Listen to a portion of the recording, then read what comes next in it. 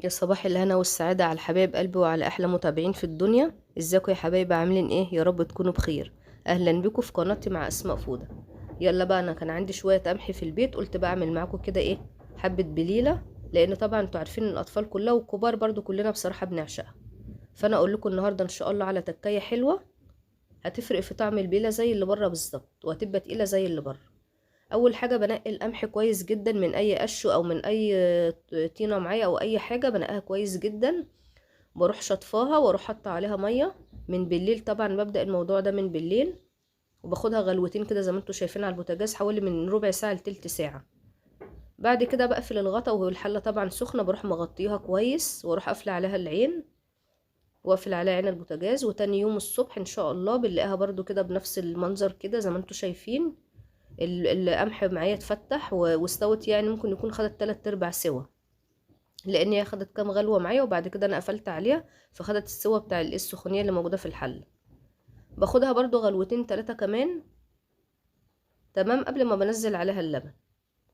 طبعا بتاكد ان هي خلاص استوت معايا، وزي ما انتم شايفين بروح نازله عليها باللبن واظبطها سكر برضو كلها كده مره واحده، تبقى الحله جاهزه معايا فيها لبنها وسكرها وفيها كل حاجه. لو انت بقى بتشوفيني لاول مره، يا ريت تعملي لايك وتشجعيني وتشتركي في القناه وتفعلي الجرس على الكل عشان يوصلك كل جديد. وما تنسوش بقى يا حبايب قلبي تشيروا الفيديو عشان كل الناس تستفاد. بعد ما انا بظبطها لبن بحط برضو سكر، طبعا على حسب الرغبه، ممكن في ناس بتحبها مظبوطه، في ناس، انا عندي ولادي بيحبوها يعني مسكره شويه. فانا بظبط السكر، وهي لو احتاج بقلب وبدوق كده، وكل ما بتعوز سكر او تحتاج سكر انا بظبطها برضو، على اساس ان هي بعد كده في الغرف تبقى جاهزه معايا، يبقى فيها لبنها وسكرها وتبقى جاهزه طبعا على الاكل على طول. ما تنسيش بقى تشيروا الفيديو